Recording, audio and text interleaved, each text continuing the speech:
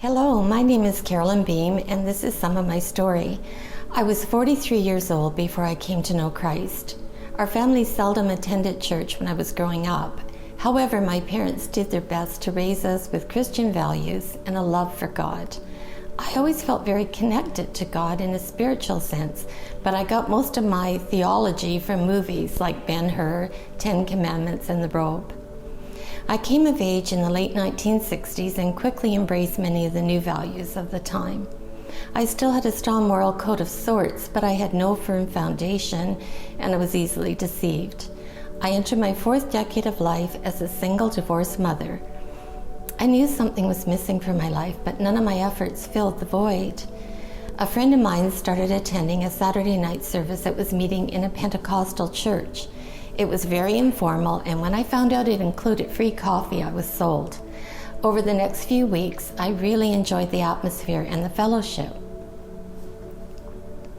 Each sermon was ended with a sinner's prayer, and I mouthed the words without really understanding. I still didn't identify as a sinner. I was a good person. I was honest, a loving and responsible mother. I worked hard, and I never intentionally hurt anyone. Though certainly aware that I was far from perfect, I was confident that the scales would balance out in my favor. And then one night my world changed. As our pastor led us in prayer, I suddenly understood. I'll never forget the moment. It came with such clarity.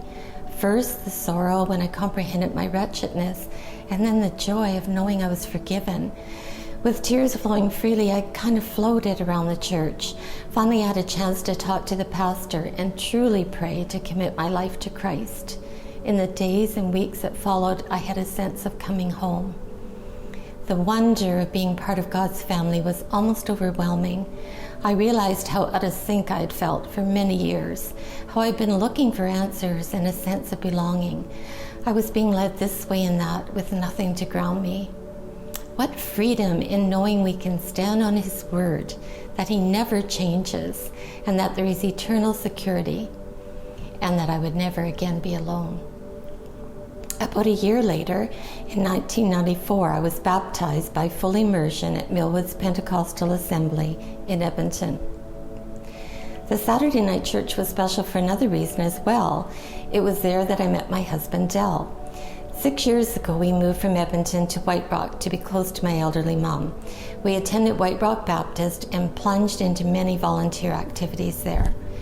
When we moved from White Rock to Langley, it was difficult for me to stay as involved.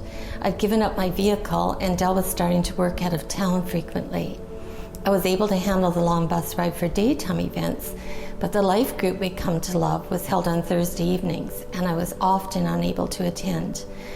I was feeling disconnected, but worried that we would never find such good Bible-based teaching and wonderful friendships again. Early last fall, Del suggested we check out the church that was being renovated just down the street. I remember thinking it might be very formal and reserved, so we were pleasantly surprised to hear the music, drums included, as we entered. We were warmly greeted by Sandy Young. As you know, there's no one who can make you feel more special than Sandy. Several others, including Brad, came up and spoke to us before the service even started. We really enjoyed the sermon and the people. Their excitement and commitment to their new church was palpable and contagious. After attending twice, we decided we had found our new church home. I started attending Sandy and Muriel's life group right away, but had to wait a bit before leaving our White Rock church.